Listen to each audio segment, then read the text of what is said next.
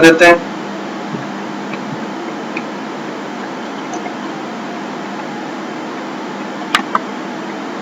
हाँ मैम, मैं कह रहा था कि एसेट्स क्या होते हैं हमारे फ्यूचर में जो हमको बेनिफिट्स होने वाले हैं उनको हम एसेट्स कहते हैं।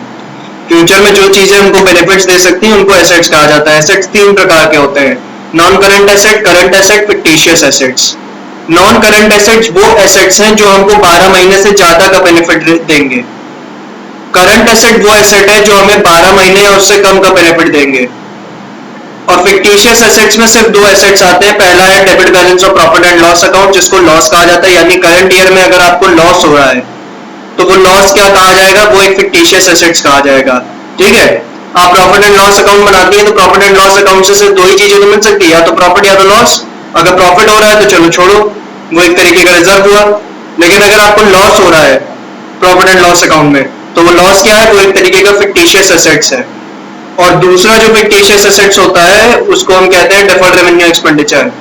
और ये क्या होता है, ये हम सीखेंगे एक्सपेंडिचर वाले टॉपिक में, जब हम लोग एक्सपेंडिचर का मतलब सीखेंगे। ठीक है, समझ में आ रहा है मैम? एसेट्स का मतलब समझ में आया? हाँ, पक्का? चलो फिर, अगर मैं आपसे कहूं, अगर आपको मतलब समझ में आ गया है तो ये बताओ कि डेटर कौन सा एसेट होगा, करंट की non current?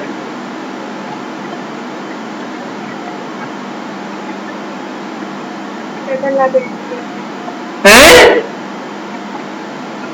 How is this possible? Debtor से पैसा फ्यूचर रिसीव करना होगा।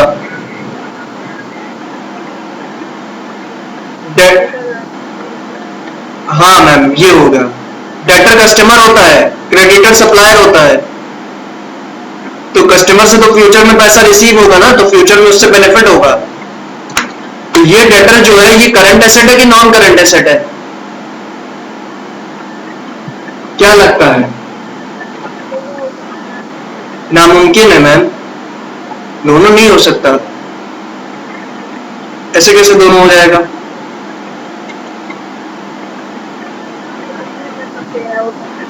हाँ, हेलो, क्या कह रही है मैम? हमको पता नहीं है, लेकिन हमको ये तो पता है ना कि हम उससे जल्द पैसा रिसीव करने की कोशिश करेंगे। कस्टमर कौन सा बंदा है, जो हमसे उधार पे सामान खरीद के गया है। और जो आदमी हमसे उधार पे सामान ले जा चुका है, क्या हम उसको 12 महीने से ज्यादा का टाइम देंगे पेमेंट करने का? प्रैक्टिकल वर्ल्ड में तो ऐसा होता ही नहीं है ना? मोबाइल फोन लो तो उसकी भी ईएमआई 12 महीने में पूरी हो जाती है। तो आप पैसा क्या करती हैं, अपने कस्टमर से जल्द रिकवर करने की कोशिश करती हैं ना। तो इसलिए मोर देन 12 वाला तो प्रैक्टिकल लगेगा ही नहीं। प्रैक्टिकल क्या होगा कि आप अपने कस्टमर से जल्द पैसा रिकवर करने की कोशिश करेंगी, साल भर के अंदर रिकवर करने की कोशिश करेंगी। इसलिए वो क्या होगा, डेटर क्या होगा, करंट एसेट। ठीक है, क्लियर है मैम? मेरी वॉइस नहीं आ रही थी क्या आपके पास? नहीं, अभी जो पहले आ रही थी तब आई थी, मतलब जब आपने कहा था कि हमें क्या पता कि वो कब पैसा देगा, बस ये लास्ट आई थी आपकी आवाज। उसके बाद भी आपने कुछ बोला था? मेरी वॉइस क्लियर थी कि नहीं थी? आपकी वॉइस क्लियर थी। कुछ और आपको कहना है, इसमें ऐड करना है या कोई डाउट? नहीं, तो ये बताइए कि स्टॉक जो होता है हमारा, वो करंट एसेट आप उसको कहेंगी कि नॉन करंट एसेट कहेंगी?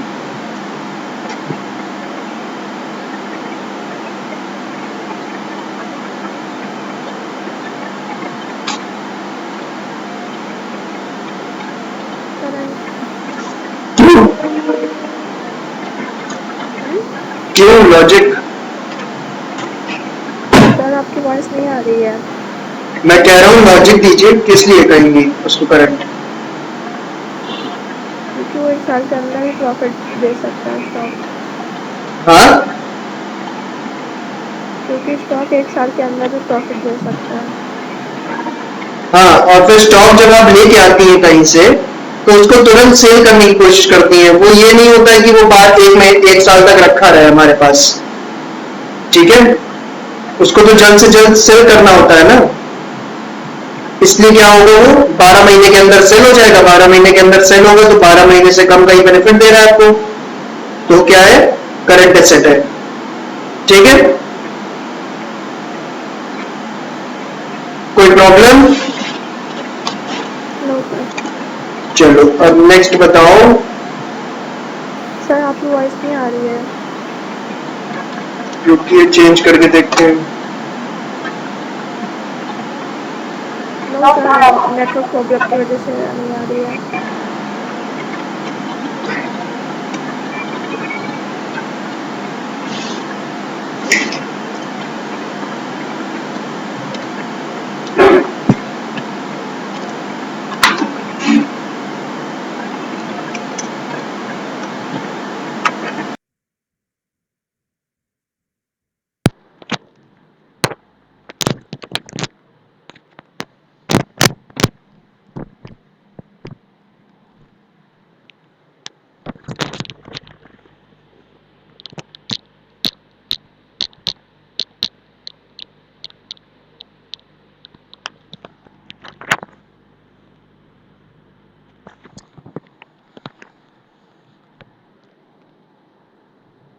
हेलो हेलो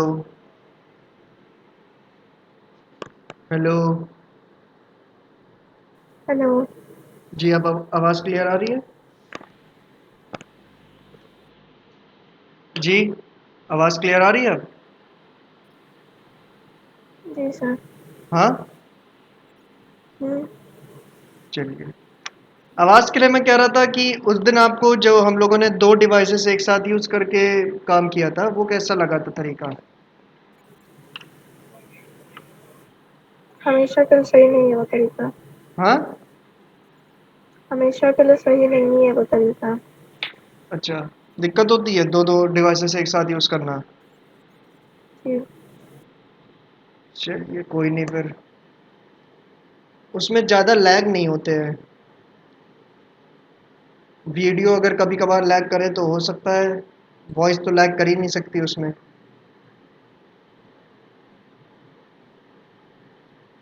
लेकिन चलिए, अब आप मुझे ये बताइए कि फर्नीचर हमारे पास जो रखा है, वो करंट एसेट है कि नॉन करंट एसेट है?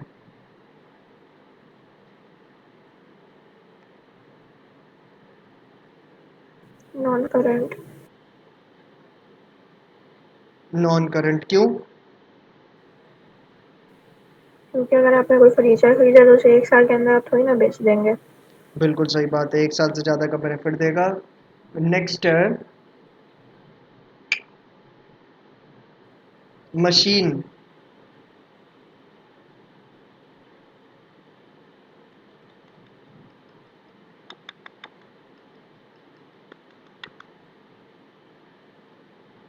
बताइए मैम, मशीन करंट एसेट है नॉन करंट एसेट है? Non current. क्यों? सेम लॉजिक फर्नीचर वाला? जी। हाँ जी। हम्म। हाँ, उसको 1 साल में थोड़ी बेच देंगे। तो चलिए फिर आप एक क्वेश्चन कर लीजिए। Classify the following into current and non current liability.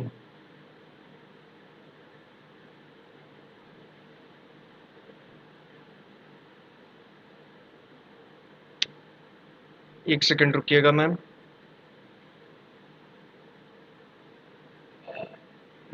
चलिए।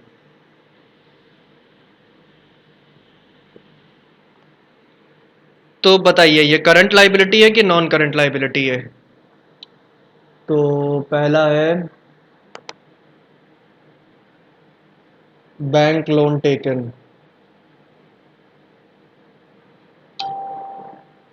सेकंड है क्रेडिटर्स।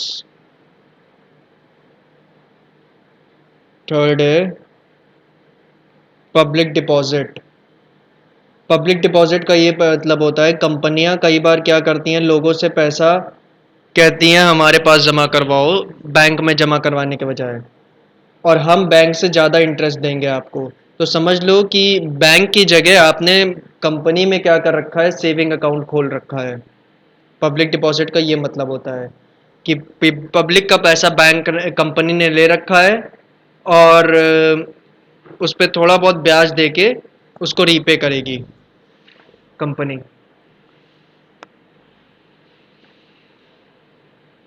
कुछ समय के बाद। ठीक है, ये पैसा जब चाहे तब जिस व्यक्ति ने ये पब्लिक डिपॉजिट किया है कंपनी में, वो जब चाहे तब विड्रॉ कर सकता है, उसमें कोई बाउंडेशन नहीं होती। फोर्थ है बैंक ओवरड्राफ्ट। बैंक ओवरड्राफ्ट का मतलब ये होता है मैम कि जब बैंक में आपके अकाउंट का बैलेंस, बैंक अकाउंट का balance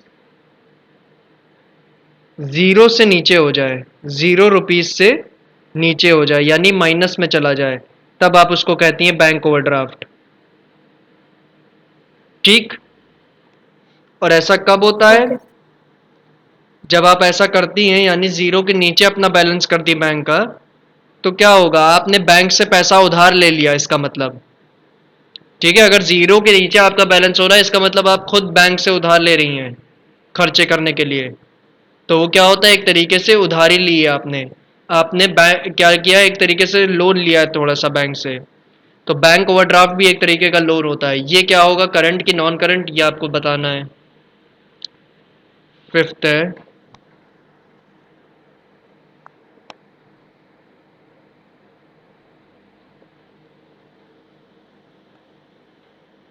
outstanding expenses. Outstanding expenses मतलब 12 महीने का आपको किराया भरना था मैम अपनी ज़मीन का, और आपने सिर्फ 10 महीने का भरा है। तो 2 महीने का क्या है, आउटस्टैंडिंग है। ये खर्चा क्या है, आउटस्टैंडिंग है। 2 महीने का अभी भरना बाकी है। तो ये जो आउटस्टैंडिंग खर्चा है, ये क्या होगा, ये करंट लाइबिलिटी है कि नॉन करंट लाइबिलिटी है। एंड सिक्स्थ है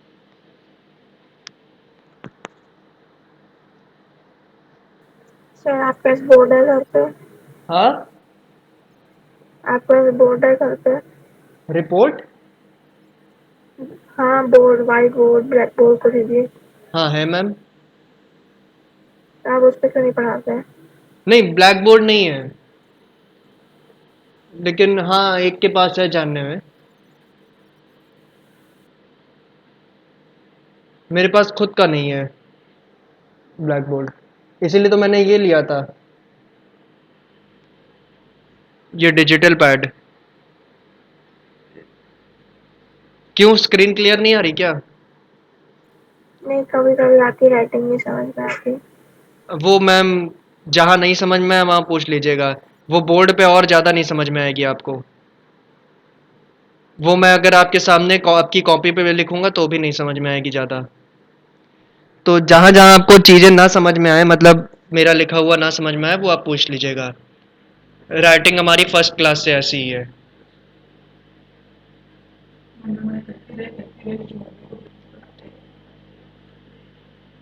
लास्ट है इनकम रिसीव्ड इन एडवांस। ठीक, जैसा कि ये बता रहा है कि आपको 12 महीने की मान लो सैलरी मिलनी चाहिए थी, और आपको मिल कितने महीने की गई है, 14 महीने की सैलरी मिल गई है, तो 2 महीने की सैलरी एडवांस में मिल गई ना। तो ये जो एडवांस वाली इनकम हुई है आपको, ये क्या है, ये करंट लाइबिलिटी है कि नॉन करंट लाइबिलिटी है? सर ये लाइबिलिटी कैसे हुई, हमारा तो हक बनता ही है ना सैलरी पे। अरे 2 महीने 12 की बजाय 14 महीने की मिल गई, 2 महीने की एडवांस मिल गई, उसमें क्या है? नहीं मैम, ये एक लाइबिलिटी है अगर आप ध्यान से सोचे तो। अभी 2 महीने की आपने सर्विसेज थोड़ी दी हैं। 2 महीने का काम किया क्या जाके आपने अपने एम्प्लॉयर के यहाँ? नहीं किया ना। लेकिन 2 महीने की सैलरी उसने एडवांस में दे दी, तो 2 महीने तक उसके यहाँ काम करने की लाइबिलिटी आपके ऊपर नहीं पड़ रही है कि अब 2 महीना तो उसके यहाँ काम करना ही पड़ेगा आपको। 2 महीने तक अगर आप चाहें तो आप उसके यहाँ नौकरी छोड़ भी नहीं सकती हैं। क्योंकि 2 महीने की सैलरी आपने एडवांस में ले ली है। ठीक है, तो ये 6 चीज़ें हैं मैम। ये बताइए करंट है लाइबिलिटी है कि नॉन करंट लाइबिलिटी है, बताइए।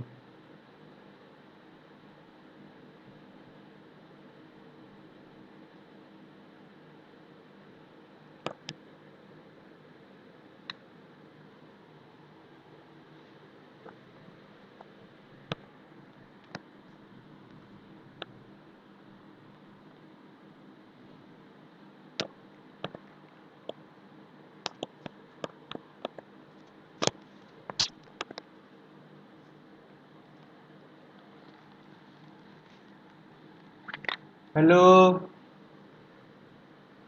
हेलो, लीव कर दिया क्या? नहीं मैम, ज्वाइन तो हैं आप। तो बताइए, आंसर्स बताइए। बैंक लोन, बैंक लोन लिया है, ये करेंगे। लाइबिलिटी तो होगा ना, ये तो कंफर्म है, हम्म, क्योंकि फ्यूचर में इस बैंक लोन की रीपेमेंट करनी होगी। नॉन करंट होगा बैंक लोन। हाँ, ये बिल्कुल सही है। यहाँ पे आप ये बात बोल क्रेडिटर्स सकते थे में मैम कि सर कई लोन होते हैं वो छोटे पीरियड के लिए होते हैं,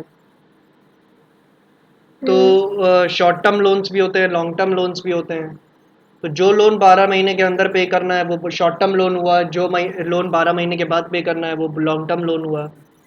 लॉन्ग टर्म लोन एक तरीके की नॉन करंट लाइबिलिटी है, शॉर्ट टर्म लोन एक तरीके की करंट लाइबिलिटी है।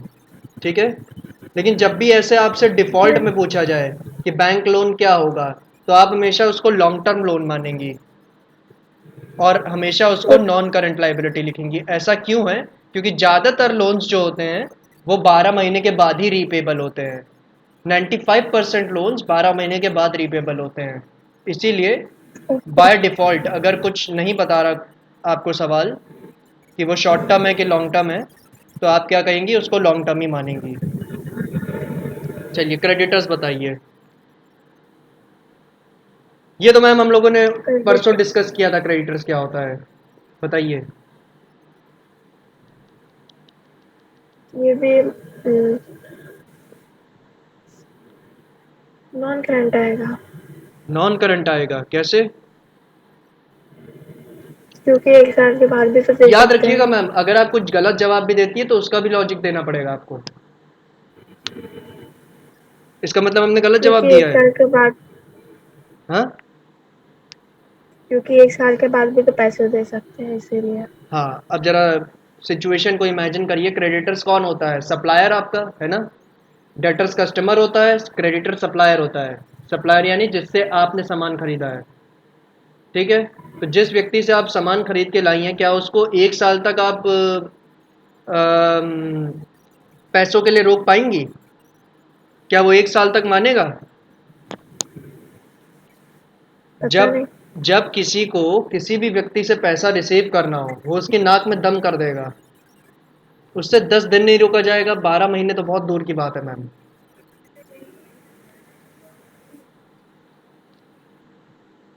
सही बात है। अभी आप प्रैक्टिकली ओके। अगर इसको करना चाहें तो अपनी दोस्त को 500 रुपये दे दीजिए और कह दीजिए हफ्ते भर बाद रीपे करें। आपके बाद आपको हफ्ते भर से ज़्यादा इंतज़ार ही नहीं होगा पेमेंट का।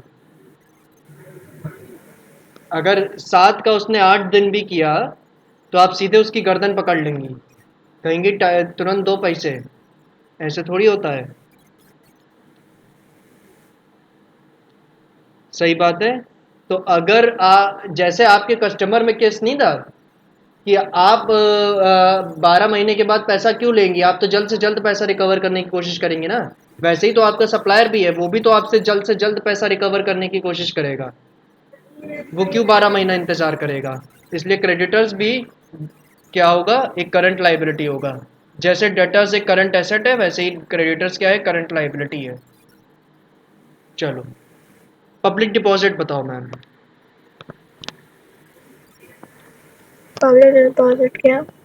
पब्लिक डिपॉजिट मैंने आपको बताया था ना क्या होता है पब्लिक डिपॉजिट। जब जो कंपनियां होती हैं बड़ी बड़ी, वो लोगों से क्या कहती हैं कि अपना पैसा बैंक में रखने से अच्छा है हमारे पास जमा करवाओ।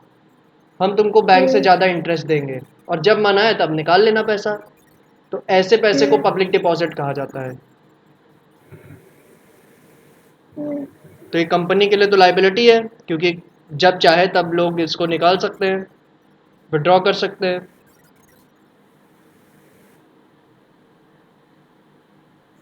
तो एक तरीके की लाइबिलिटी हुई, फ्यूचर में रीपे करनी पड़ेगी। तो ये करंट लाइबिलिटी है कि नॉन करंट लाइबिलिटी है?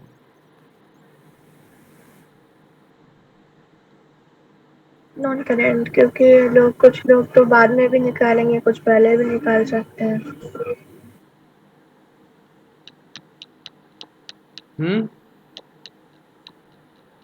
Non current. आपने कहा कुछ पहले निकाल सकते हैं, कुछ बाद में निकाल सकते हैं, ठीक है। लेकिन मैंने जैसा आपको बताया कि इसमें पैसा आप जमा करें और विड्रॉल के ऊपर कोई रिस्ट्रिक्शन नहीं है। आपने सुना होगा ना, अलग अलग टाइप के अकाउंट होते हैं, saving account, fixed account, recurring account, current account, है ना। इसमें जो फिक्स्ड अकाउंट होता है, इसमें आपने अगर एक बार पैसा जमा किया तो जब तक उसका टेन्योर ख़त्म नहीं हो जाता तब तक आप पैसा नहीं निकाल सकते हैं। सेविंग अकाउंट एक ऐसा अकाउंट होता है जिसमें आपने एक बार पैसा जमा कर दिया तो जब चाहे तब निकाल सकती हैं, विड्रॉल के ऊपर कोई लिमिट नहीं होती। ठीक उसी तरह पब्लिक डिपॉजिट भी है कि आपने पैसा जमा किया है कंपनी के पास, जब चाहे तब निकाल सकती हैं। तो जब आपको ऐसी सुविधा मिल रही हो कि आप पैसा जब चाहे तब निकाल सकती है, तो आप, ऐसा चांस बहुत कम होता है मैम कि आप 12 महीने तक विड्रॉल ना करें, ठीक है। आप 12 महीने में कम से कम नहीं तो 120 बार विड्रॉल कर लेंगी, जब आपको ऐसी सुविधा मिल रही हो। कुछ नहीं तो यूपीआई से पेमेंट कर देंगी, है ना। लोग सेविंग अकाउंट किस लिए खुलवाते हैं? ताकि जब चाहे आराम से पेमेंट्स कर सकें, यूपीआई से कर सके, कार्ड से कर सके। तो ठीक ऐसे ही आप पब्लिक डिपॉजिट को भी यूज़ कर सकती है, जब चाहे तब विड्रॉ कर सकती हैं पैसा। तो जहां ऐसी सुविधा मौजूद हो वहां 12 महीने कौन रुकता है, इसलिए ये क्या होगा, करंट लाइबिलिटी होगा। मैम ये बताइए, बैंक ओवरड्राफ्ट। बैंक ओवरड्राफ्ट का मतलब एक बार फिर से बता दें कि बैंक बैलेंस जो है आपका बैंक में, वो 0 रुपीज़ के नीचे चला गया है। मान लो 500 रुपये चला गया है, तो -500 हुआ है ना। इसका क्या मतलब हुआ, एक तरीके से कि आपने बैंक से 500 रुपये उधार लिए खर्चे करने के लिए। तो उधार लिए तो वापस फ्यूचर में रीपे करना पड़ेगा, तो एक लाइबिलिटी है। कौन सी लाइबिलिटी है ये, करंट की नॉन करंट? हाँ, करंट। करंट। लॉजिक? बैंक थोड़ी ना रुकेगा। हाँ बस। ये बस सर साल हमने ये बाद रट आराम लिया, से ये पैसे वाला देगा। लॉजिक, ये वाला लॉजिक अब हमने रट लिया है। सही मैम, अगर रट लिया है तो भी अच्छा है, और अगर समझ में आ गई ये वाली बात, प्रैक्टिकल दुनिया की बात है ना मैम, कोई भी आदमी अपनी पेमेंट के लिए नहीं रुकेगा, ठीक है। तो इसीलिए करंट लाइबिलिटी हुआ। अब ये वाला आउटस्टैंडिंग एक्सपेंस और इनकम रिसीव्ड इन एडवांस, ये बताइए क्या होगा, करंट की नॉन करंट?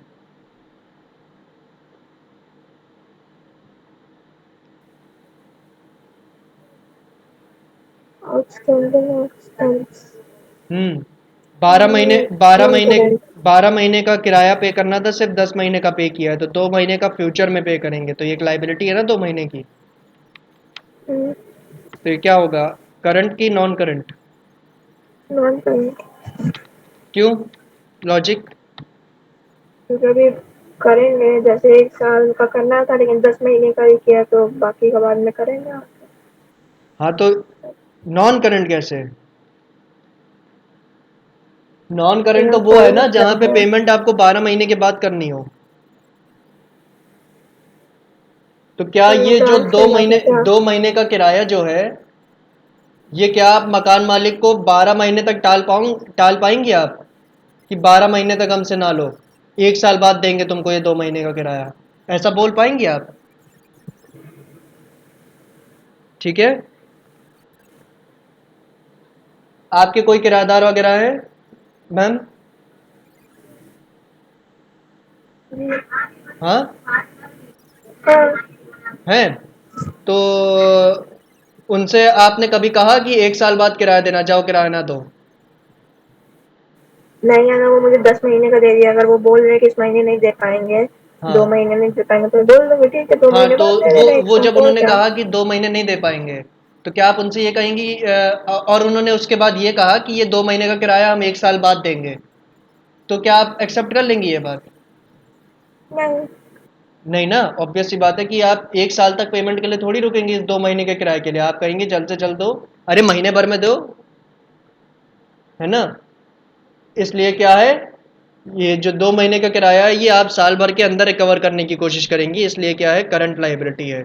बिल्कुल प्रैक्टिकल दुनिया की तरह सोचिए मैम, ठीक है? और ये इनकम रिसीव्ड इन एडवांस, ये बताइए करंट है कि नॉन करंट है? मेरे ख्याल से आपने ये सोचा होगा ऊपर वाले में कि ये तो पेमेंट 12 महीने के बाद होगी, इसलिए नॉन करंट है ना? ये 2 महीने का किराया 12 महीने के टेन्योर के बाद पे हो रहा है, इसलिए ये नॉन करंट होगी। क्या ऐसा ही कुछ सोचा था आपने? हम्म। नहीं मैम, ये आपको ये सोचना था कि जब उसने मना किया 2 महीने का किराया हम बाद में देंगे, तो उस डेट से 12 महीने का टाइम उसको मिलेगा, ठीक है? जैसे मान लीजिए आपके किराएदार ने जुलाई में कहा है कि 2 महीने का किराया मई और जून का जो किराया है वो हम क्या करेंगे, बाद में दे देंगे। तो अगर वो जुलाई 2022 तक पेमेंट कर देता है तो वो क्या है, करंट लाइबिलिटी है। और अगर जुलाई 2022 के बाद पेमेंट करता है तो वो नॉन करंट लाइबिलिटी है। लेकिन आप क्या करेंगे, आप तो जल्द से जल्द उससे, जुलाई कहाँ, आप अक्टूबर नवंबर तक रिकवर करने की कोशिश करेंगे उससे, तो इसलिए क्या होगा, वो करंट लाइबिलिटी होगी, ठीक है? ओके। हाँ, अब ये लास्ट वाला बताइए, income received in advance. Current.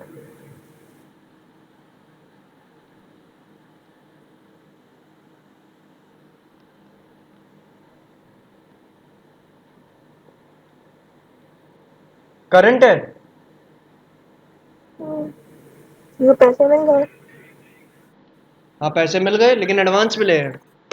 12 महीने की सैलरी मिलनी चाहिए थी लेकिन 14 महीने की मिल गई, तो 2 महीने हाँ। की एक तरीके से लाइबिलिटी नहीं बन गई कि 2 महीने अब आपको उसके यहाँ काम करना ही करना पड़ेगा, क्योंकि एडवांस में पैसा ले लिया आपने, ठीक? तो 2 महीने का जो आपने एडवांस में पैसा ले लिया है वो आपकी लाइबिलिटी बन गई है, तो आप कह रही है ये करंट लाइबिलिटी है, किस लॉजिक से कह रही हैं? क्योंकि पैसा मिल गया 2 महीने का एक्स्ट्रा। हाँ हाँ, क्योंकि दो दो महीने महीने का का मिल गया एक्स्ट्रा। है तो 2 महीने की उसको सर्विसेज देनी पड़ेंगी ना फ्यूचर में, 2 महीने तक उसके जी। यहाँ काम करना पड़ेगा, हाँ। क्योंकि उसने एडवांस पैसा दे दिया है। अच्छा चलो, मैं इसकी जगह कह रहा हूँ कि 12 महीने की तनख्वाह मिलनी चाहिए थी और आपको 26 महीने की तनख्वाह मिल गई है, तो ये क्या है, करंट लाइबिलिटी की नॉन करंट लाइबिलिटी?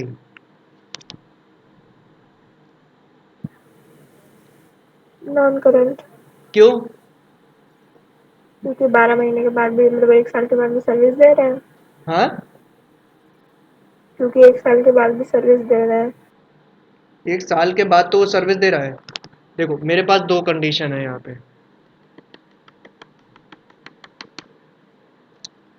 पहली कंडीशन तो ये है कि 12 महीने की सैलरी मिलनी चाहिए थी मुझे, और मुझे 14 महीने की मिली है, तो तो यहाँ आप पे ही दो बता दो दीजिए। महीने, हाँ, आप ही बता दीजिए।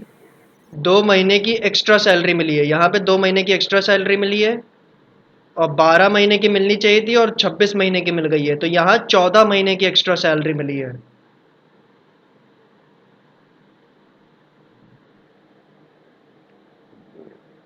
तो यहाँ क्या होगा, यहाँ पे देखो 2 महीने की सैलरी मिली है ना एक्स्ट्रा, तो हमें 2 महीने की सर्विसेज उसको देनी पड़ेंगी, 2 महीने तक मुझे उसके यहाँ काम करना पड़ेगा, ठीक है, क्योंकि मैंने 2 महीने की पेमेंट उससे ज़्यादा ले ली है, ठीक है? तो क्योंकि ये 2 महीना क्या है, 12 महीने से कम है, तो ये क्या होगा, करंट लाइबिलिटी। तो मैंने भी तो यही बोला था। पर लॉजिक ठीक से दे नहीं पा रही थी आप। ठीक है ना? हाँ। मैम गुस्सा के लाल वाला बटन ना दबा दीजिएगा विंडो का, क्लास कट जाएगी।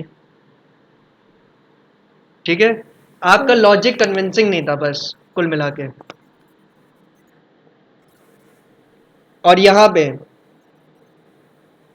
14 महीने की आपको एक्स्ट्रा सैलरी मिली है, और ये 14 महीना क्या है, 12 महीने से ज़्यादा का पीरियड है। ठीक है?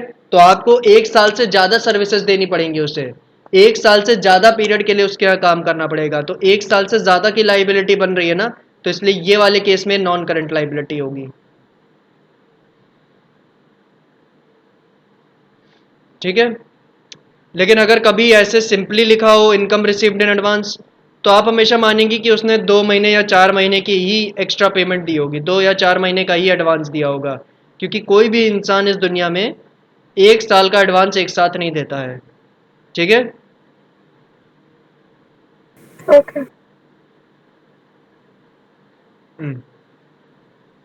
ये क्या आ गया?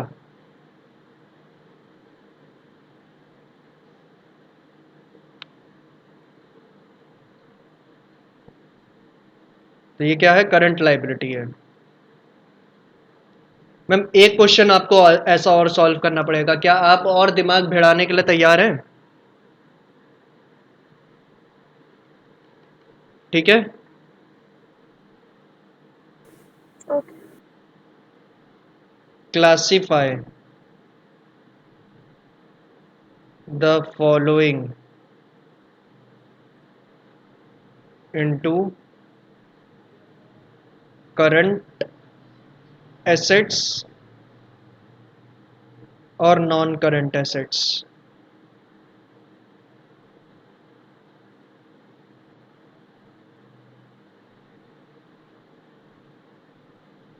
ठीक है, आपको ये बताना है, मैं यहाँ पे कई एसेट्स के नाम लिखूंगा, आपको बस ये बताना है कि ये करंट एसेट है कि नॉन करंट एसेट है। करंट नॉन करंट एसेट में फ़र्क क्या होता है, दिमाग में बैठा है कि नहीं मैम? एसेट्स वो चीज़ें हैं जो हमें फ्यूचर में बेनिफिट्स देंगी। अगर बेनिफिट हमको 12 महीने से ज़्यादा का रिसीव होगा उस चीज़ से, तो वो नॉन करंट एसेट होगी, और अगर 12 महीने या उससे कम का बेनिफिट रिसीव होगा तो वो क्या होगी, करंट एसेट। ठीक, तो बस बताना शुरू करिए। पहला है डेटर्स, सेकंड है स्टॉक, थर्ड है लैंड, चौथा है बिल्डिंग,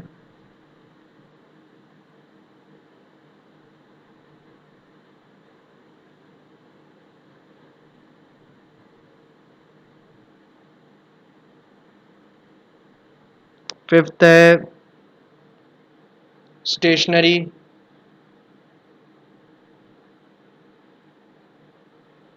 छठा है लूज टूल्स। लूज टूल्स क्या होता है सर? ये जितने भी फैक्ट्री में हथौड़ा, पेचकस, ये सब चीज़ें इस्तेमाल हो रही हैं ना, ये सारे टूल्स जो है इन सबको लूज टूल्स कहा जाता है। Seventh computer,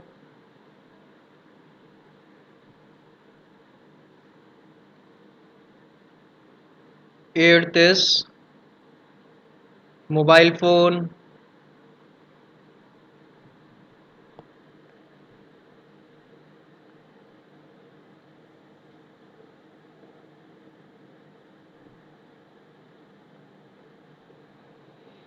nine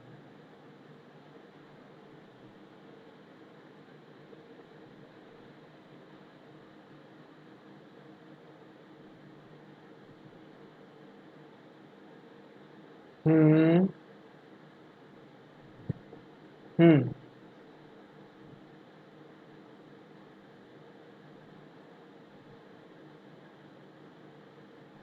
television,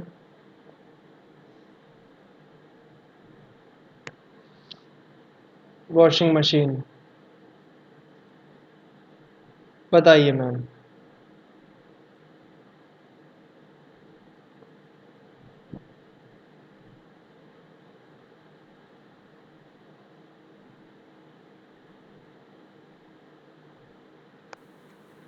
debtors current asset, stock non current asset.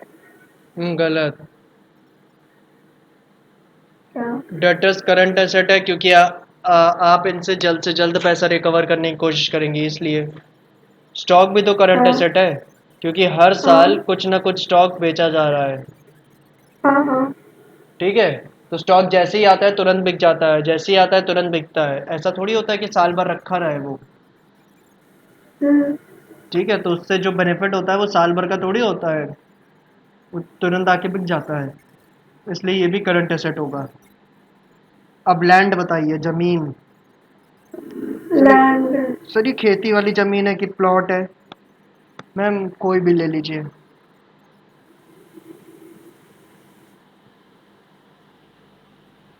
Answer दोनों ही कैटेगरी में एक ही होगा।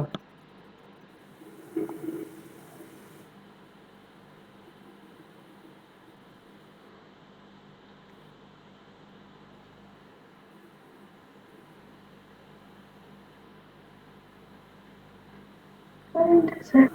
हम्म। करंट। इसका मतलब आप ये कहना चाहती हैं कि अगर आप आज जमीन खरीदे कोई, तो आप उसको साल भर के अंदर बेच देंगी? नहीं, लेकिन अगर वो उसमें कुछ उगा लें या अगर वहाँ पे किराएदार रख ले तो वो तो प्रॉफिट एक साल के अंदर दे सकती है ना। मैम किराएदार है तो आप उस जमीन को बेच थोड़ी रही है, तब भी तो आपको बेनिफिट मिल रहा है ना, तब किराए के रूप में बेनिफिट मिल रहा है। तो वही तो बोल रहे करंट एसेट हुआ फिर। करंट एसेट वो एसेट है जिनसे बेनिफिट साल भर या उससे कम का होता है, और नॉन करंट एसेट वो एसेट है जिनसे बेनिफिट एक साल से ज़्यादा का होता है। ठीक है, और लैंड आप खरीदती हैं तो उसको तुरंत बेच तो देंगी नहीं साल भर के अंदर, वो तो कई सालों तक आपके पास रखी रहेगी। ठीक है, उस पे मान लीजिए किराएदार भी रख रही हैं आप उस ज़मीन पे मकान बनवाने के बाद, तो वो किराएदार रखने से भी तो बेनिफिट ही मिल रहा है आपको। इसलिए लैंड क्या होगा, नॉन करंट एसेट होगा, क्योंकि 12 महीने से ज़्यादा का बेनिफिट दे रहा है।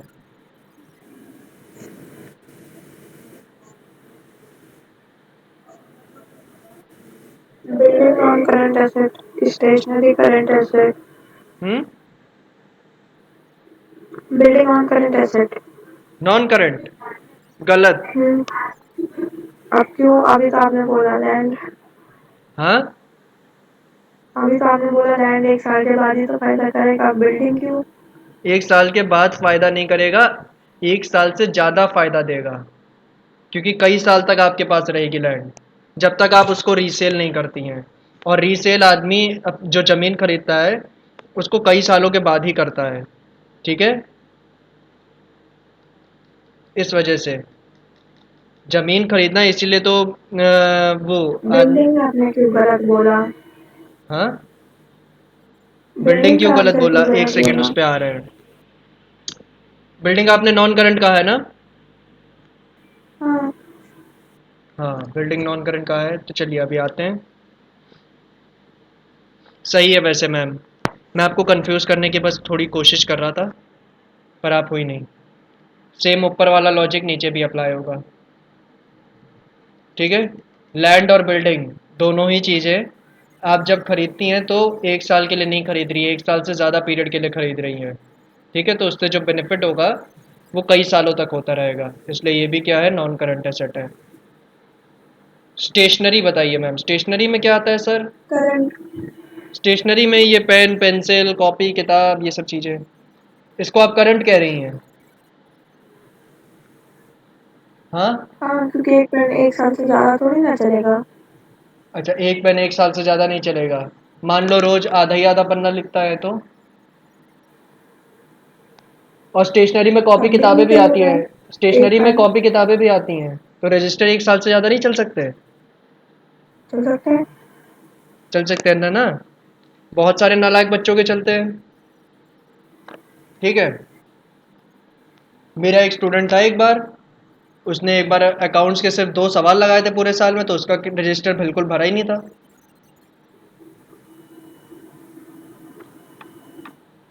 ठीक है, लेकिन सरप्राइजिंग बात यह थी कि उसने अकाउंट्स के सिर्फ 2 सवाल लगाए थे पूरे साल में, तब भी उसके 70% प्लस आ गए थे। पता नहीं, उससे बड़ा शॉकर तो कोई था ही नहीं।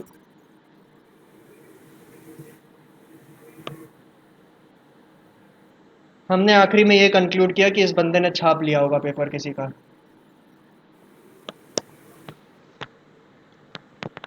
तो मैं कह रहा था स्टेशनरी मैम, क्या आप अपने वो करंट एसेट कहने के डिसीजन पे फिक्स्ड हैं कि आपको नॉन करंट वाले साइड पे आना है? दोनों है। दोनों है? दोनों तो हो ही नहीं सकता मैम, ऐसे कैसे हो जाएगा दोनों? गुलाब जामुन कभी वो थोड़ी हो सकता है, क्या कहते हैं उसको, वो सफ़ेद वाला क्या होता है मम्मी? हैं? छेना कहाँ? रसगुल्ला। रसगुल्ला। चलो, गुलाब जामुन रसगुल्ला नहीं हो सकता, रसगुल्ला गुलाब जामुन नहीं हो सकता।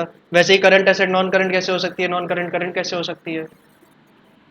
तो होगी तो दोनों में से एक ही चीज ना। तो तब पहले एक कैसे चल सकता है, एक साल से ज़्यादा? चलो ठीक है, नॉन करंट। Non current. ठीक है। चलिए, फाइनली हमने आपको कंफ्यूज कर लिया। स्टेशनरी करंट एसेट होता है, आपका पहले जवाब सही था। ठीक है। अरे साहब, मुझे बार बार आप बहुत फोर्स कर रहे हैं कि क्या है क्या है। तो मैम आपको अपने लॉजिक पे मतलब वो कॉन्फिडेंट रहना पड़ेगा। ठीक है। मैं तो बोल ही रही हूँ कि पेन हो ही नहीं सकता, एक साल से ऊपर चल ही नहीं सकता। तो मैंने वो उसके लिए रजिस्टर का लॉजिक दिया ना। और रजिस्टर का लॉजिक हो सकता है मैम कि रजिस्टर एक साल से ज़्यादा चल जाए, बहुत सारे लोगों के चल जाते हैं, लेकिन ऐसी कैटेगरी भी बहुत कम होती है, 1 या 2% लोगों की, क्योंकि आदमी रजिस्टर खरीदता है तो उस पर लिखने के लिए खरीदता है। ठीक है। तो बहुत कम लोग होते अच्छा हैं जिनकी चलिए ठीक है रजिस्टर तो। रजिस्टर साल भर से ज़्यादा चले। तो इसलिए स्टेशनरी के आइटम साल भर से कम ही चलते हैं, इसलिए करंट एसेट है। हाँ मैम, ये बड़ा कंफ्यूज कर सकता है आपको, तो ध्यान से बताना पड़ेगा। लूज टूल्स में हथौड़ा, पेचकस, ये सब चीज़ें आती हैं, जितने भी टूल ड्राइवर वाली चीज़ें होती हैं आपकी। हाँ, नॉन करंट है सर। नॉन करंट है? क्यों? ये साल भर में खराब पेचकस साल भर में खराब नहीं होते? नहीं। क्यों? वो पेचकस खराब तो हो गया था ना मम्मी हम लोग का, है? साल भर के अंदर ही खराब हुआ था। हाँ, तो देखो एक खराब हुआ है हमारे यहाँ पेचकस साल भर के अंदर। हाँ, तो आप ही का डरा हुआ है। पक्का नॉन करंट ही है? हाँ।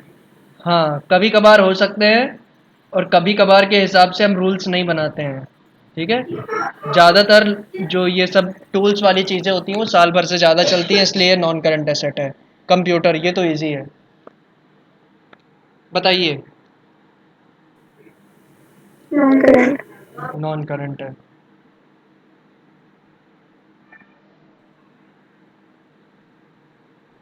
अगला भी इजी है, मोबाइल फ़ोन।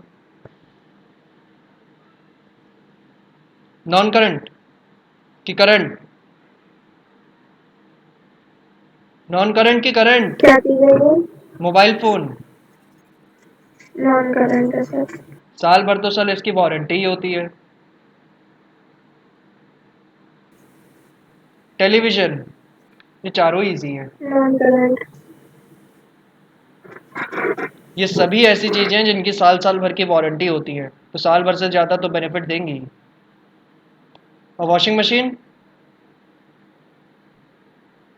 नॉन करंट है सर। चलो ठीक है, अंतर करना आ गया ना आपको, current liability non current liability में, करंट एसेट और नॉन करंट एसेट में। ठीक है।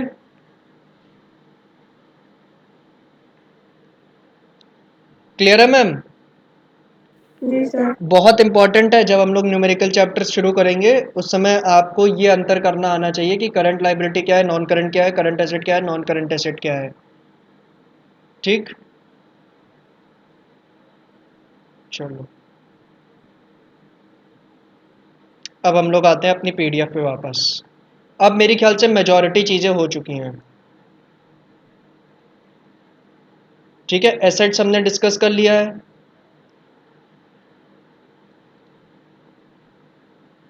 नेक्स्ट टॉपिक है 8 नंबर, कैपिटल रिसीट और रेवेन्यू रिसीट। ये मैम हम लोग पढ़ेंगे जब हम लोग, आपके बुक में एक चैप्टर दिया हुआ है, कंटेंट पेज खोल के आप देख सकती हैं, कैपिटल एंड रेवेन्यू। ठीक है। तो ये जो 8 नंबर वाला पॉइंट है कैपिटल रिसीट रेवेन्यू रिसीट, और ये जो 9 नंबर वाला पॉइंट है एक्सपेंडिचर, जिसमें कैपिटल एक्सपेंडिचर है रेवेन्यू एक्सपेंडिचर है, तो ये दोनों ही टॉपिक्स उस चैप्टर में भारी मात्रा में मौजूद है। ठीक है, यहाँ पे सिर्फ 1.5 पन्ने का कंटेंट उसके ऊपर दिया गया है ब्रीफ में, और वहाँ पूरा का पूरा चैप्टर इन्हीं दो टॉपिक्स के ऊपर, एक्सपेंडिचर और रिसीट्स के ऊपर। तो इसको वहीं पे पढ़ा जाए, वही सही रहेगा, है ना। ओके। ठीक है, तो ये जो दो टॉपिक्स है वहाँ पे आपके कवर हो जाएंगे उस चैप्टर में, कैपिटल एंड रेवेन्यू। सर वो चैप्टर पढ़ेंगे कब? वो चैप्टर हम लोग पढ़ेंगे फाइनल अकाउंट्स करने से पहले, तो अप्रोक्सीमेटली 2 महीने बाद पढ़ेंगे वो। ठीक है,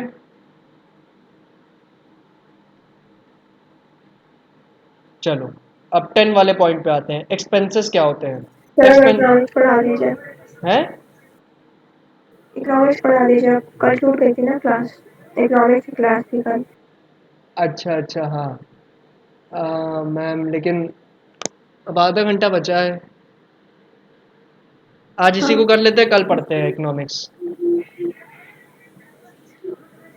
ठीक है, कल ऐसा करते हैं, शुरुआत में जो आधा घंटा होगा वो अकाउंट्स कर लेंगे, और बाद में जो वो होगा 1 घंटा 3 से 4 वाला, उसमें हम लोग वो कर लेंगे आपका इकोनॉमिक्स। ठीक है। हम्म, हेलो। अभी नहीं कर पाएंगे आपके अभी इकोनॉमिक्स। इसलिए नहीं करवा रहे क्योंकि अभी ये चैप्टर खत्म हो सकता है मैम, चैप्टर को खत्म ही कर लेते हैं। ओके। ज़्यादा लोड तो नहीं लग रहा ना दिमाग पे? वैसे मुझे लगता नहीं इतना ज़्यादा लोड वाली कोई चीज़ पढ़ाई है। क्यों? अगर लोड लग रहा हो तो बताइए, तो ठीक है। इकोनॉमिक्स पढ़ लेते हैं मूड रिफ्रेश करने के लिए। ओके। हाँ नहीं। हाँ, जैसा बताइए। नहीं। हम ये कर सकते हैं, आधा घंटा अभी बताओ तो इकोनॉमिक्स कर लेते हैं, आधा घंटा, और कल फिर आधा घंटा अकाउंट चलिए कोई इकोनॉमिक्स कर बात नहीं, लेंगे। पढ़ा दीजिए। हाँ मैंने भी तो यही बोला था। हाँ, कल फिर आधा घंटा इकोनॉमिक्स कर लेंगे, और 1 घंटा कल भी अकाउंट्स करेंगे फिर। लेकिन फिर ये चैप्टर कल ख़त्म होगा, जैसा बताइए। चैप्टर आज ख़त्म करना है कि कल ख़त्म करना है? कितना नंबर है चैप्टर? बस अब छोटे छोटे से कई कुछ पॉइंट्स हैं वो डिस्कस करने हैं। ठीक है, टोटल नंबर ऑफ पेजेस कितना है? टोटल नंबर ऑफ पेजेस 8 9 10 11 12, मान लीजिए 5 पन्ने। वैसे भी चैप्टर आज नहीं खत्म हो पाएगा, कल ही कराइए। कल ही कराएं? चलो ठीक है सर, हमें आपकी बात पे भरोसा नहीं है, आज हो सकता है। नहीं, ये पॉइंट बहुत इजी इजी हैं, इसलिए आधे घंटे में हो जाएंगे। चलो फिर कल आधा घंटा जो और यूज़ होगा हमारा, उसमें हम लोग अपना वो कवर कर लेंगे, थर्ड चैप्टर शुरू कर लेंगे। ठीक है, वो भी बहुत इंपॉर्टेंट चैप्टर है। इको कहाँ गई?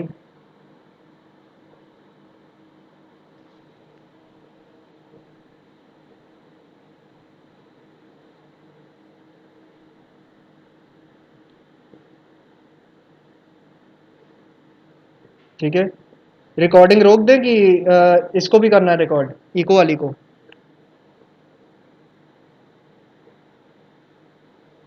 हेलो।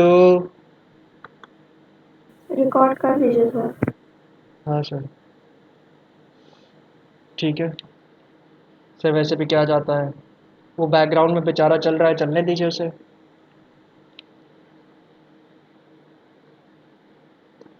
चलिए मैम, यहाँ तक हम लोगों ने पढ़ लिया था शायद, और हमें ये स्कैरसिटी डेफिनेशन शुरू करनी है। ठीक है, इकोनॉमिक्स की आखिर स्कैरसिटी डेफिनेशन क्या होती है, तो वो डेफिनेशन किसने दी है? रॉबिन्स ने दी है। रॉबिन्स एक इकोनॉमिस्ट थे, उन्होंने डेफिनेशन दी है इकोनॉमिक्स की इन टर्म्स ऑफ स्कैरसिटी। स्कैरसिटी का मतलब क्या होता है? किसी चीज़ की कमी होना। ठीक है, नहीं वेल्फेयर डेफिनेशन वेलफेयर वाली तो पढ़ ली थी ना, मार्शल की, नहीं पढ़ी थी? नहीं, क्रिटिसिज्म एडम स्मिथ का पढ़ा था, उसके बाद से वेलफेयर चालू करना था। अच्छा, वेलफेयर नहीं हुआ अभी। चलो फिर,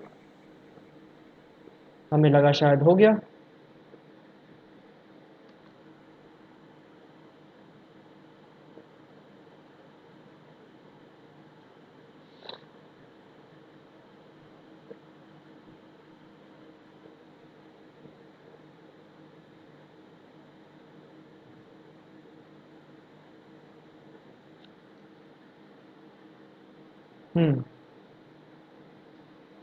वेलफेयर डेफिनेशन मार्शल की, ठीक। मेरे ख्याल से ये हुआ था मैम। मैंने शायद कुछ कंपैरिजन बताया था आपको कि क्लासिकल वालों की थ्योरी को मार्शल ने कहा था कि ये बेकार है, और इसने अपनी थ्योरी दी थी, ये एक मॉडर्न इकोनॉमिस्ट है। ओके। हुआ था कि नहीं? नहीं हुआ था तो चलो फिर से एक बार पढ़ेंगे, और क्या है। नहीं, हो गया था, मुझे भी लग रहा है, मैंने मार्क किया हुआ है क्योंकि हाँ, हो गया था कंफर्म। हम्म, चलो फिर, इसके फीचर्स हुए थे।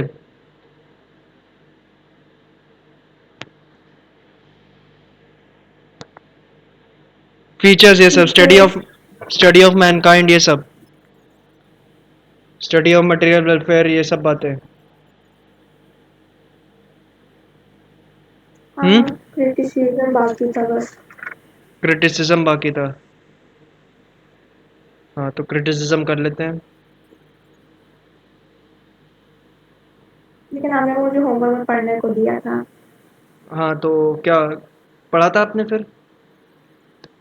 हाँ, हो गया आप था। यहीं से शुरू कर। हाँ, हाँ, रॉबिन से चालू कर दीजिए। चलिए, आपकी जैसी इच्छा।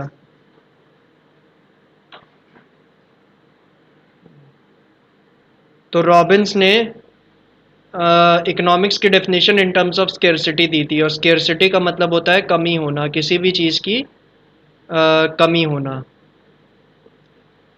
ठीक।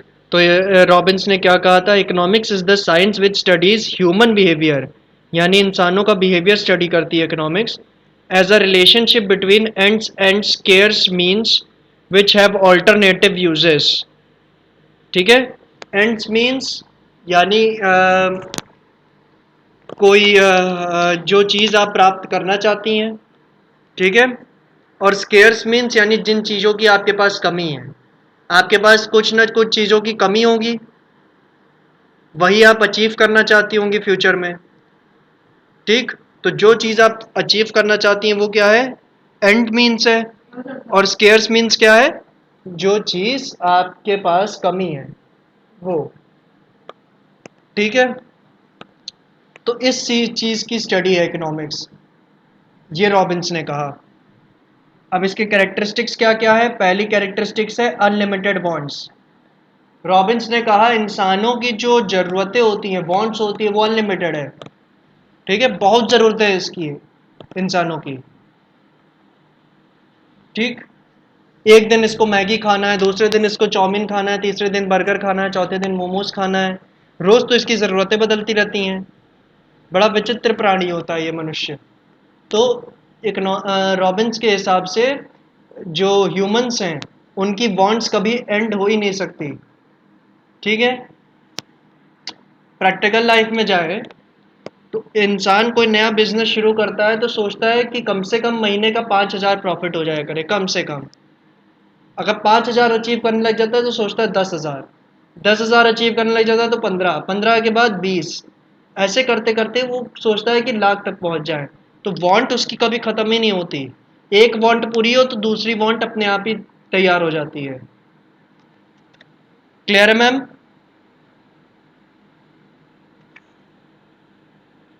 Yes sir.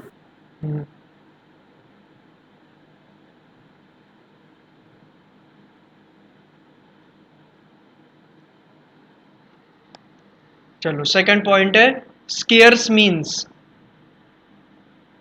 इंसान की ज़रूरतें तो बहुत ज़्यादा है, वो तो कभी ख़त्म नहीं हो सकती, लेकिन रिसोर्सेज तो कम है ना। उन ज़रूरतों तक पहुंचने की, उन ज़रूरतों को फुलफिल करने के रिसोर्सेज तो हमारे पास कम है, वो थोड़ी अनलिमिटेड है। ठीक है, उसकी ज़रूरतें कभी ख़त्म नहीं हो सकती, लेकिन हमारे पास जो रिसोर्सेज है वो तो ख़त्म हो ही सकते हैं। जी। तो हमारे पास इतने रिसोर्सेज नहीं है कि हम उसकी सारी ज़रूरतें पूरी कर सकें। और ऐसा क्यों होता है, रिसोर्सेज कम क्यों है? क्योंकि रिसोर्सेज की जो सप्लाई होती है मार्केट में वो कम होती है। ठीक है, रिसोर्सेज की सप्लाई मार्केट में कम होती है, इसी वजह से रिसोर्सेज कम रहते हैं बाजार में। क्लियर? चलो, थर्ड है ऑल्टरनेटिव यूजेस ऑफ मीन्स। ये क्या कह रहा है? सर बहुत लंबा है, इतने छोटे में खत्म हो गया क्या पैरा? हाँ, क्या कह रही हैं? ये पैरा इतना लंबा है, इतने छोटे से में खत्म हो गया क्या? हाँ मैम, क्रक्स में बात इतनी थी, आगे आप पढ़ना हो पढ़िए। चलिए रीड हम ही मार लेते हैं, अगर कुछ नया होगा तो बता देंगे। The second fundamental fact of economic life is that means to satisfy human wants are limited. ठीक है, वही बात की रिसोर्सेज उन वांट्स को सेटिस्फाई करने के लिए लिमिटेड है। Means refers to various productive resources such as land, labour, capital etcetera. ठीक है, तो मीन्स यानी ज़रूरतें, रिसोर्सेज कौन कौन से, जैसे कि लैंड, लेबर, कैपिटल, एंटरप्रेन्योरशिप भी इसमें ले सकते हैं, ये सब चीज़ें। आदमी को ज़रूरत किन किन चीज़ों की होती है? लैंड की, लेबर की, कैपिटल की, इन सब चीज़ों की ज़रूरत पड़ती है बिजनेस में। तो इन सब की ज़रूरतें होती हैं, यही सब हमारे प्रोडक्टिव रिसोर्सेज हैं, which are needed to produce and procure goods needed to satisfy human wants. Resources are said to be scarce in the sense that the supply of resources is limited as compared to their demand. ठीक, resources की supply उसकी demand के मुकाबले कम रहती है। It should be noted here that the term scarcity is used not in the absolute sense but in the relative sense.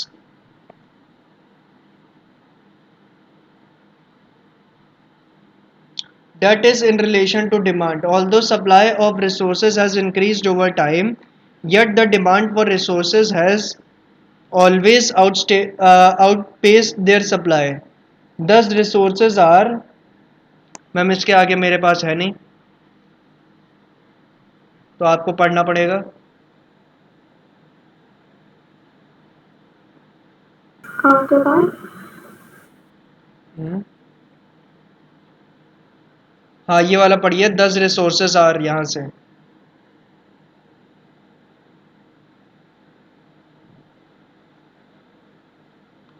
इस वाले point से ma'am, 10 resources are.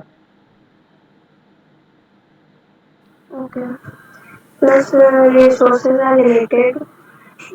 Labor is limited by the size of the population. Land is limited by the area of the country, and so on. In view हाँ, of जो अलग अलग the resources आपने scarcity, ऊपर अभी देखे ना, लैंड, लेबर, कैपिटल, वो किन किन चीज़ों से अफेक्टेड होते हैं वो ये बता रहा है। कि जैसे लैंड उसने बताया कि आपका पॉपुलेशन से अफेक्टेड होती है, लेबर उसने बताया किसी और चीज़ से अफेक्टेड होती है। ठीक है, land area of the land से अफेक्टेड होगी और लेबर पॉपुलेशन से अफेक्टेड होगा, यही लिखा है ना।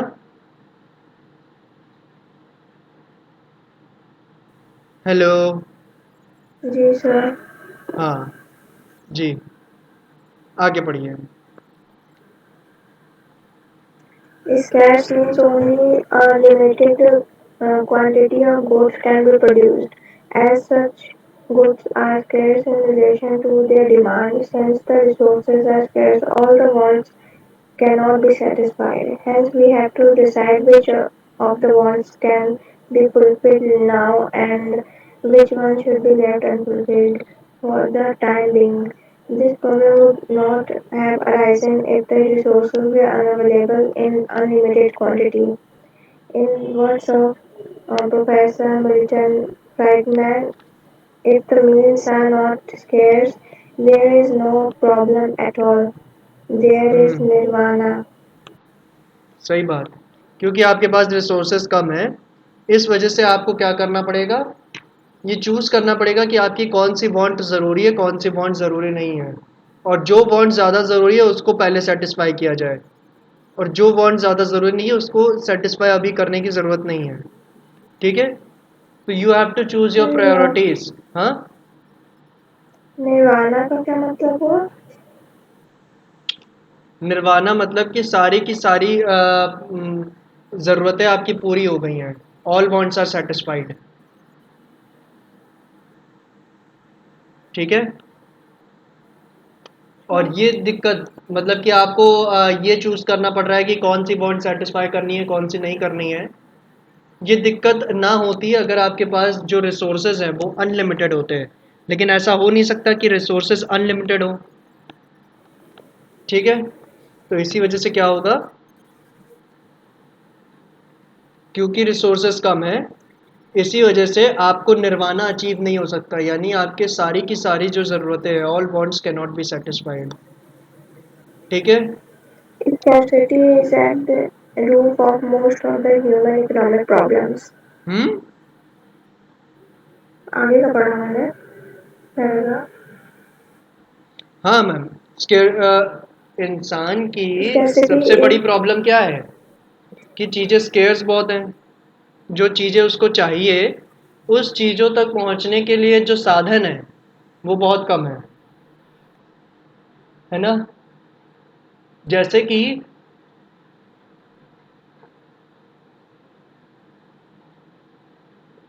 आपको मान लो चाहिए वन प्लस का फ़ोन, तो वन प्लस का फ़ोन खरीदने की तो वांट है आपके पास, लेकिन उस तक पहुंचने के रिसोर्सेज भी होने चाहिए। ठीक है, सही बात है कि नहीं। सर इसमें कौन सी बड़ी बात है, हम अपने पापा से ले लेंगे। नहीं, पापा से ले लेंगे वो बात अलग है, क्या आप वन प्लस का फ़ोन ले सकती हैं, नहीं ना। हेलो। जी सर। हाँ, क्यों, क्योंकि आपके पास रिसोर्सेज स्केर्स है, आपके पास इतने रिसोर्सेज नहीं है कि आप वो फ़ोन ले सकें। ठीक, तो पार्ट टाइम जॉब कर सकते हैं। पार्ट टाइम जॉब, हाँ पार्ट टाइम जॉब कर सकती हैं, पर क्या कहते हैं उसमें, उसमें भी आपको करते करते साल भर लग जाएगा लेने में, क्योंकि वन प्लस 24,000 के ऊपर ही आता है, और पार्ट नहीं वो टाइम बात वाले। तो ठीक है, मैं पूछ रही हूँ हाँ कि इस क्लास के बच्चों के लिए कोई पार्ट टाइम जॉब होती है? हाँ, क्लास 11th के लिए हम्म, मैम होती है, बट देते बहुत कम है बच्चों को। कौन सी? जैसे कि ले लीजिए कोई कॉल सेंटर वाली टाइप में होती है, बट उसमें कम मिलती है, और वो एडवाइजेबल भी नहीं होता, क्योंकि फिर आप पढ़ भी नहीं पाएंगे। 11th 12th की पढ़ाई तो होती है मैम हेक्टिक, दिन भर तो आपका स्कूल की वो क्लासेस में निकल जाता है, फिर 1 घंटे के लिए हम आते हैं सर खाने, उसके बाद आपको अपनी पढ़ाई करनी होती है, तो टाइम कहाँ है मैम आपके पास।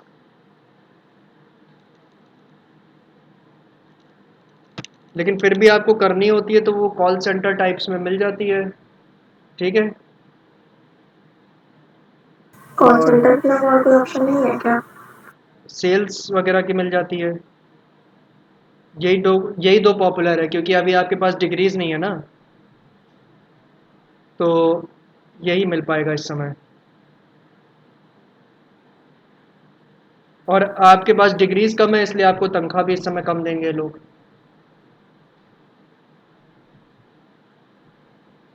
तो इसमें करना क्या होता है? तो इसीलिए मतलब एडवाइजेबल यही है कि आप जब तक ग्रेजुएशन ना कर ले तब तक पार्ट टाइम का भी ना सोचिए,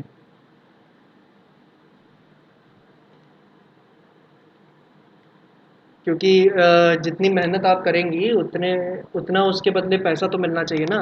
वो पैसा तभी मिलेगा जब आप कम से कम ग्रेजुएट हो।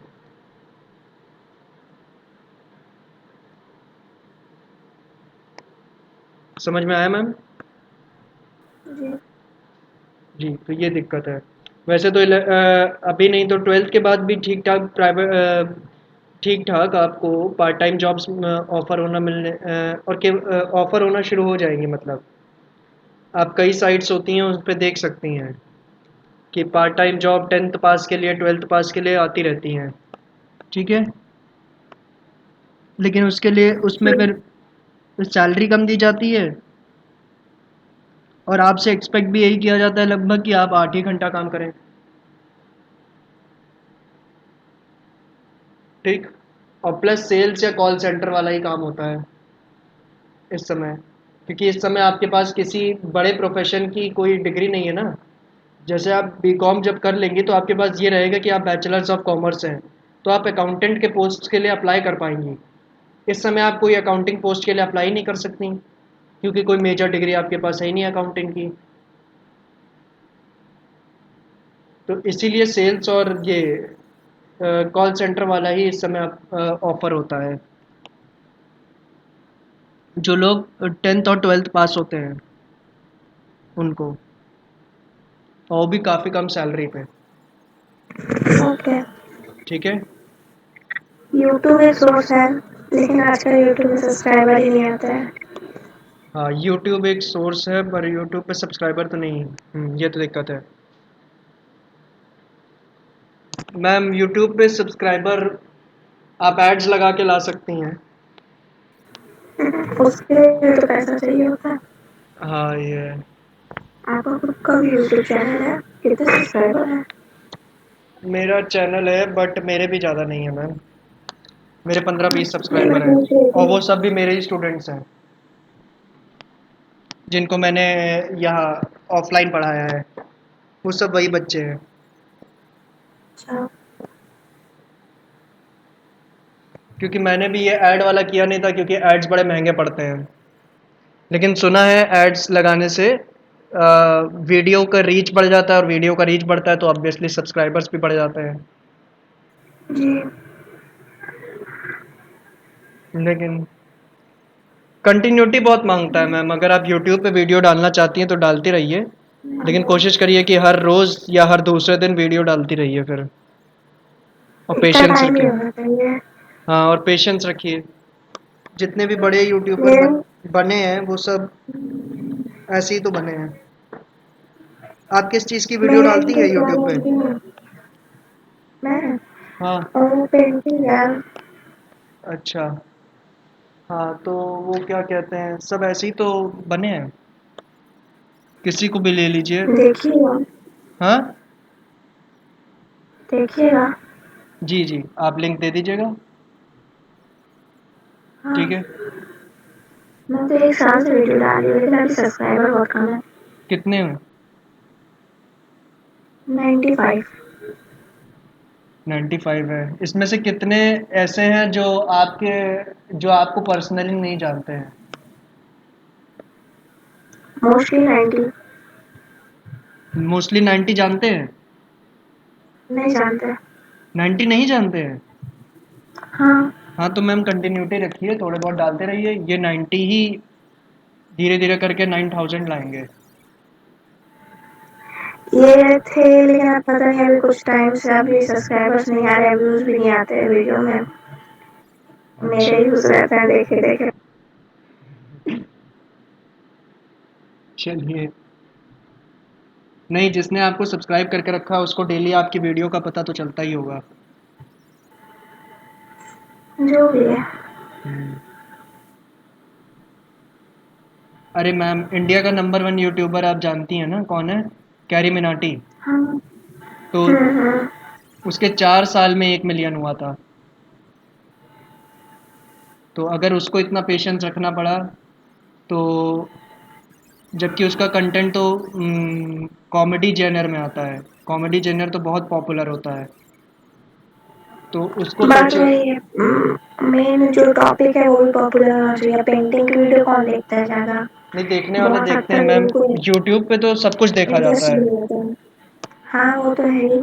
लेकिन मोस्टली मैं एक बात बता रही हूँ, जितने लोग कोई मूवी सर्च करते हो, कोई सॉन्ग सर्च करते होंगे या कोई कॉमेडी सर्च करते होंगे, मैंने उसके लिए तो वो भी हाँ, नहीं सर्च मैंने करते कई होंगे। उसके चैनल्स भी देखे जो 100K प्लस और 200K प्लस हैं पेंटिंग वाले भी, बट इतना पॉपुलर नहीं है जितना कॉमेडी वाला होता है, इसीलिए मेहनत भी ये ज़्यादा लेता है ग्रो करने में।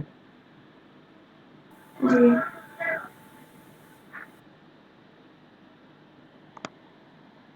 ठीक है, चलिए।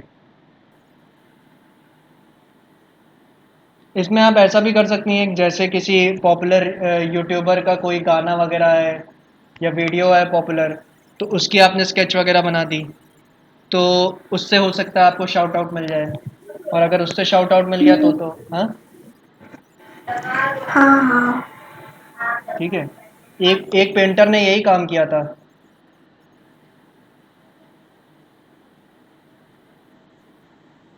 चलिए नेक्स्ट, अब आगे बढ़ते हैं। Alternative uses of means. तो जो हमारे रिसोर्सेज होते हैं उनके ऑल्टरनेटिव यूजेस होते हैं, जैसे कि मैंने अभी आपको बताया कि रिसोर्सेज कौन कौन से होते हैं। Land, labour, capital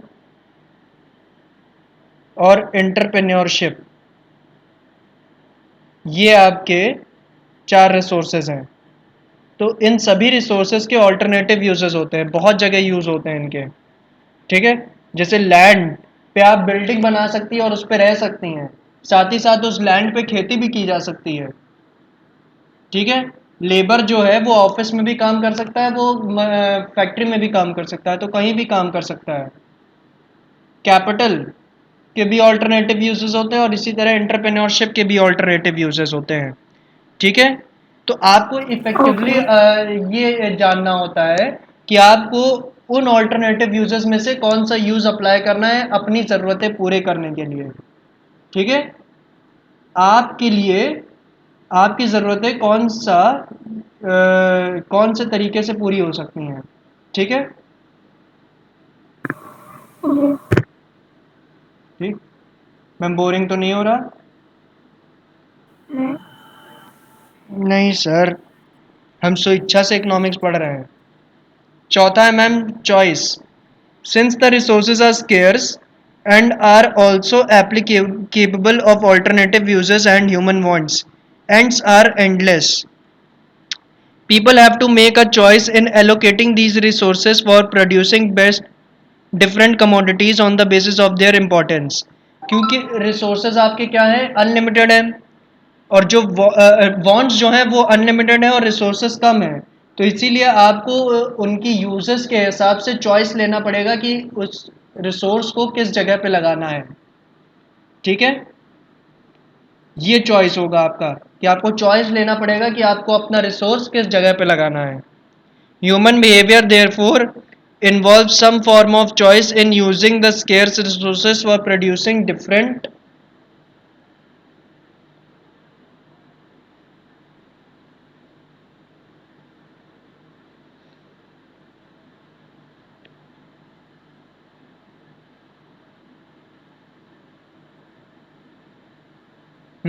different goods in such a manner. Ma'am ये वाला पढ़िए। Okay. Different goods in such a manner, way so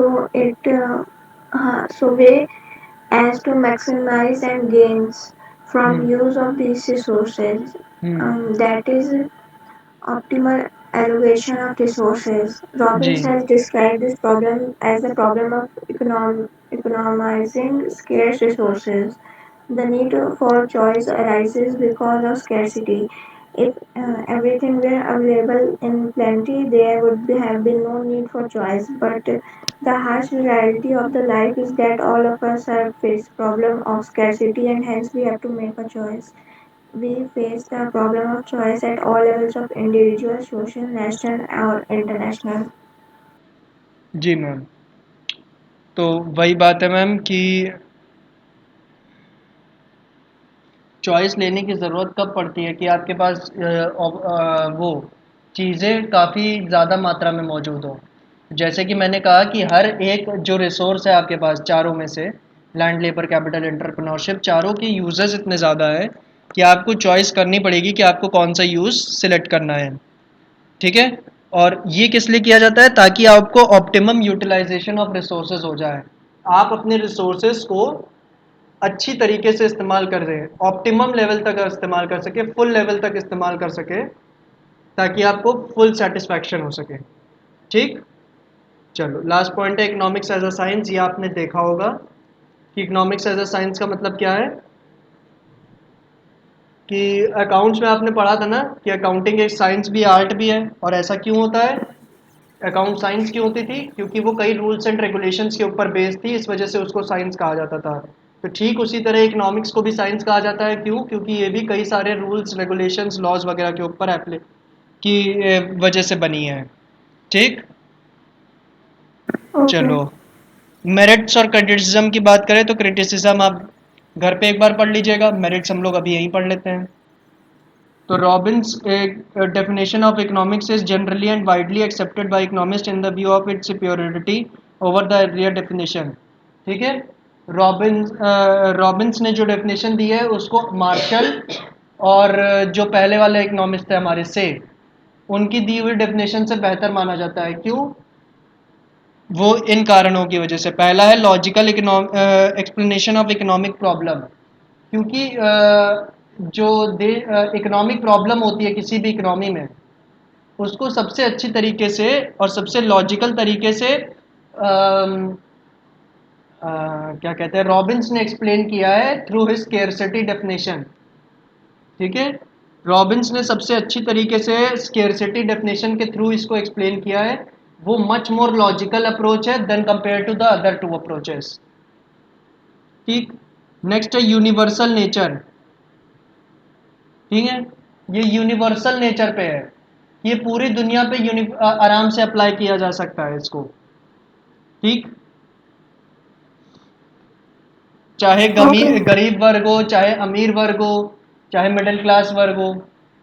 ठीक है, किसी के ऊपर भी एप्लीकेबल किया जा सकता है इस डेफिनेशन को स्टडी करने के लिए।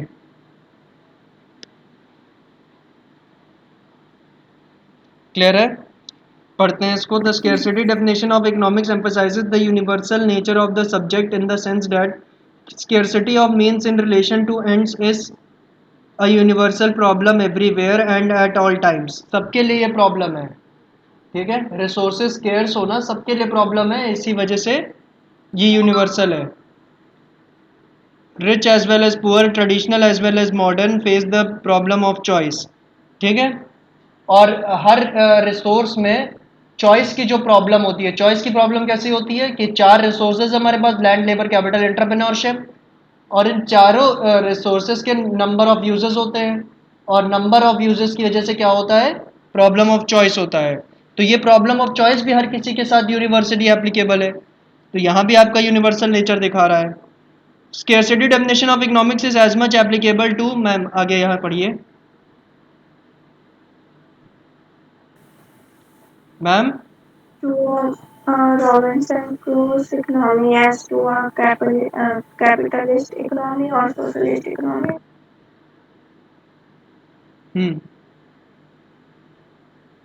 आगे, अच्छा, और दूसरा पॉइंट है। नहीं, ये यूनिवर्सल हाँ नेचर वाला यहाँ से पढ़ना है। Scarcity definition of economics is as much applicable, ये वाला हाँ, वही से तो पढ़ा। पूरा हो गया। हाँ, एक ही लाइन है ना ऊपर। अच्छा, उसके बाद थर्ड पॉइंट है, थर्ड पॉइंट भी मुझे नहीं दिख रहा है, तो आप ही को पढ़ना पड़ेगा। ठीक है, human science. Hmm, Robbins points out that economics is a human science and not merely a social science. This is because the problem of choice and resources जी, allocation is faced by individuals. जब हमने Is Robbins की uh, definition पढ़नी शुरू की थी तो इसमें सबसे पहली चीज़ तो यही लिखी थी ना कि ये ह्यूमन बिहेवियर के ऊपर बेस्ड है, इसीलिए क्या है, ये ह्यूमन साइंस है ना कि सोशल साइंस है। ठीक, okay. wider view of It is economic stated. activity according to Robbins, economic studies all economic activities whether they relate to the production of tangible material commodities or services provided they involve scarcity of means in relation to unlimited bonds। Robins के हिसाब से economics क्या करती है, सारी tangible material commodities को focus करती है। ठीक है, अभी अकाउंट्स में एक चीज़ आपको और बतानी है, आगे अभी बताएंगे कि जो आपने आज नॉन करंट एसेट सीखा है, तो नॉन करंट एसेट के अंदर एक बहुत स्पेशल टाइप का एसेट आता है, फिक्स्ड एसेट। तो फिक्स्ड एसेट के अंदर दो एसेट्स आते हैं, टेंजिबल इनटेंजिबल। तो जिस एसेट को हम छू देख सकते हैं उसको टेंजिबल एसेट कहा जाता है, जिस एसेट को हम छू और देख नहीं सकते उसको इनटेंजिबल कहा जाता है। ये क्या होता है कल देखेंगे। ठीक है, बिल्कुल वैसे ही टेंजिबल कमोडिटीज का मतलब यहाँ पे क्या है, जिन कमोडिटीज को आप छू और देख सकती हैं वो टेंजिबल कमोडिटीज होती हैं। ठीक, तो चाहे टेंजिबल कमोडिटीज हो चाहे सर्विसेज हो, इन सभी की स्केर्सिटी ऑफ मीन्स होता है और अनलिमिटेड बॉन्ड्स होते हैं। ठीक, इसी वजह से क्या होता है, वाइडर कवरेज होती है इकोनॉमिक एक्टिविटी की in comparison to previous two methods. और लास्ट है पॉजिटिव साइंस, कि रॉबिन्स फोकस करता है कि इकोनॉमिक्स एक पॉजिटिव साइंस है, जो कि पहले तो इकोनॉमिस्ट नहीं करते थे। क्यों क्यों क्योंकि उसने जो डेफिनेशन दी है वो एज पर साइंस दी है, कई नॉलेज कई लॉज वगैरह वो उसने क्या किए हैं, कई नॉलेज कई बॉडी ऑफ नॉलेज उसने यूज़ की है, कई सारे रूल्स रेगुलेशंस यूज़ किए हैं जिसकी वजह से ये डेफिनेशन दी है। ठीक है, Okay. आप एक बार इसको पढ़ लीजिए, ये पॉजिटिव साइंस वाला। अगर इसमें कोई दिक्कत हो तो बताइए। Robbins emphasizes that economics is a positive science. Economics is systematic body of knowledge which provides a framework within which one can analyze economic problem, ठीक है, इसकी face डेफिनेशन problem को एज पर society. साइंस क्यों माना जाता है, उसका कारण यही है क्योंकि ये सिस्टमैटिक बॉडी ऑफ नॉलेज है जो कि एक फ्रेमवर्क प्रोवाइड करती है, जिसकी वजह से आप इकोनॉमिक प्रॉब्लम्स इन्वॉल्व क्या कर सकते हैं, एनालाइज कर सकते हैं और सोसाइटी को उससे लड़ने के लिए तैयार कर सकते हैं। चलिए आगे।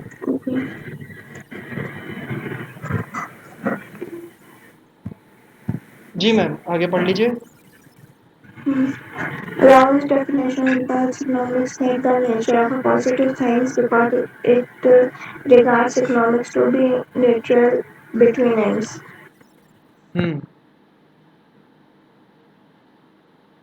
According to Robbins, economics does not tell the individual as what end should be achieved and what end should be sacrificed. Hmm Economics enlightens the individuals, enabling them to make rational decisions, but the decision should have been by individuals themselves. जी, Robbins की definition ये नहीं बताती आपको क्या करना है क्या नहीं करना है, बल्कि आपको खुद डिसीजंस लेना पड़ता है एज पर रॉबिन्स डेफिनेशन। ठीक है, जो कि पहले दो साइंटिस्ट की Okay. डेफिनेशन में क्या होता था कि आपको बताया जाता था कि आपको ऐसा करना है ऐसा नहीं करना है। ठीक है, बट यहाँ पे आपको स्वतंत्र अधिकार दिया गया है कि आप खुद डिसीजंस लीजिए। क्लियर है मैम? जी सर। क्रिटिसिज्म आप घर पे पढ़ लीजिएगा और इसके बाद हम लोग कल पढ़ेंगे। कल फिर इसी तरह 3:30 से 4 के बीच में पढ़ लेंगे इकोनॉमिक्स। ठीक है, और कल भी आपकी साढ़े वही। तीन से साढ़े चार। हाँ, 3:30 से 4:30। 3:30 से 4। और कल फिर ऐसे ही हाँ। 2:30 बजे आपकी क्लास होगी। ठीक है, एक सेकंड सर, मैं अपना क्लास लीव करी, मैं एक चीज पूछ के बताऊंगा। हाँ जी।